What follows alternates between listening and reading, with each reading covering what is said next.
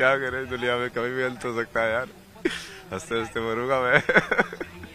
हंसते हंसते अभी भी अंत हो सकता तो आप लोग आईआईटी वाले बाबा की कहानी महाकुंभ में बहुत ही जोर जोर से सुन रहे होंगे। चलिए हम बताते हैं कुछ इनकी बेहतरीन कहानी जो कि हमें बहुत सारी वीडियो से और इनके फादर से मिली हैं। चलिए हम कुछ इनके बारे में बहुत ही ज़्यादा रहस्यमय बातें बताते हैं। महाकुंभ का मेला हर वर्ष कुछ ना कुछ अद्भुत कहानियों को जन्म देता है। इस बार की कहानी आईआईटी वाले बाबा की है। महाकुंभ में हर तरफ श्रद्धालुओं का सैलाब उमड़ा हुआ था। नदियों के किनारे साधु संत के छोटे छोटे आश्रम लगे हुए थे। इनमें से एक आश्रम में आईआईटी वाले बाबा, इनका असली नाम राघवेंद्र मिश्रा था, लेकिन लोग इन्हें आईआईटी वाले बाबा कहकर पुकारते थे। इसकी वजह से इनके बाबा पहले आईआईटी से पढ़ाई कर चुके थे, इसलिए इन्हें आईआईटी वाले बाबा कहा जाता है। राघवेंद्र ने आईआईटी दिल्ली से इंजीनियरिंग की डिग्री ली है, लेकिन दिल्ली से नहीं, ये मुंबई से ली है और बड़ी बड़ी कंपनियों में नौकरी भी की थी। पर एक दिन उन्हें यह एहसास हुआ जीवन का असली उद्देश्य कुछ और ही है। उन्होंने अपनी नौकरी छोड़ी और आध्यात्मिकता की राह पकड़ी। आईआईटी वाले बाबा का आश्रम न केवल आध्यात्मिक ज्ञान के लिए प्रसिद्ध है, बल्कि विज्ञान और तकनीकी ज्ञान के लिए भी प्रसिद्ध है। बाबा ने अपनी इंजीनियरिंग की शिक्षा को आध्यात्मिकता के साथ जोड़ दिया था। वे श्रद्धालुओं को ध्यान और योग के साथ जीवन के वैज्ञानिक दृष्टिकोण के बारे में भी सिखाते थे। महाकुंभ के दौरान बाबा के आश्रम में हर दिन सैकड़ों लोग आते थे। बाबा हर किसी की समस्या को सुनने और उन्हें सरल तार्किक समाधान देते। उनकी बातचीत में विज्ञान, तकनीक और आध्यात्मिकता का अनोखा संगम था।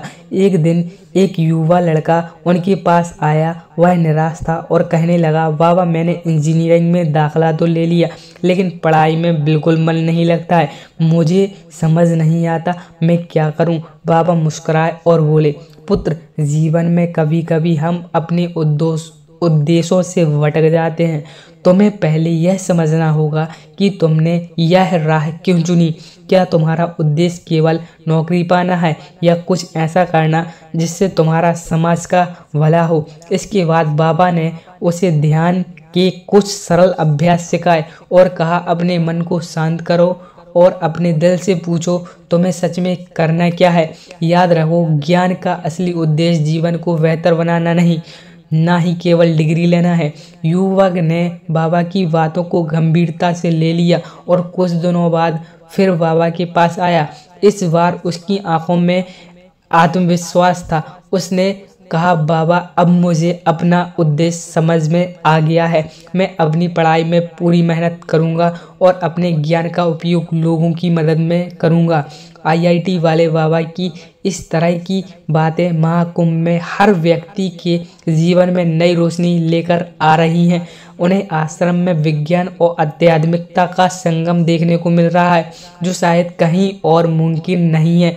बाबा के अनोखे तरीके ने उन्हें महाकुंभ के सबसे चर्चित संतों में से एक बना दिया है। और इनके बारे में ये भी कहना चाहता हूँ, ये पहले आईआईटी मुंबई से अपना 4 साल की डिग्री, इंजीनियरिंग की डिग्री की और बाद में इनका इंटरेस्ट कहीं और चला गया, जो कि ग्राफिक्स एनिमेशन में चला गया। उन्होंने ग्राफिक्स एनिमेशन के लिए एक इंस्टीट्यूट ज्वाइन किया, क्योंकि बिना सर्टिफिकेट के उन्हें दाखला नहीं मिल रहा था। एक बड़ी जो एनिमेशन बनाने वाली कंपनी होती है, तो उन्होंने एडमिशन लिया। चलिए, आईआईटी वाले बाबा की इस तरह की बातें महाकुंभ में हर व्यक्ति के जीवन में नई रोशनी लेकर आ रही हैं। कहते हैं, जब महाकुंभ समाप्त हुआ तो बाबा ने एक नई पहल शुरू की। उन्होंने विज्ञान और आध्यात्मिकता के सम्मेलन और डिजिटल प्लेटफॉर्म शुरू किया, जहां लोग दुनिया के किसी भी कोने से उनसे जुड़ सकते हैं। उन्हें इस कदम ने साबित कर दिया कि आईआईटी वाले बाबा वास्तव में ज्ञान और अनुभव को समाज के कल्याण के लिए समर्पित कर दिया। आईआईटी वाले बाबा की यह कहानी हमें सिखाती है, चाहे हम किसी भी क्षेत्र में हों, अगर हमारा उद्देश्य समाज की भलाई है तो हम कहीं भी किसी भी रूप में योगदान दे सकते हैं। और IIT वाले बाबा की ये प्रेरणा हम सबको बहुत ही अच्छी लगी होगी।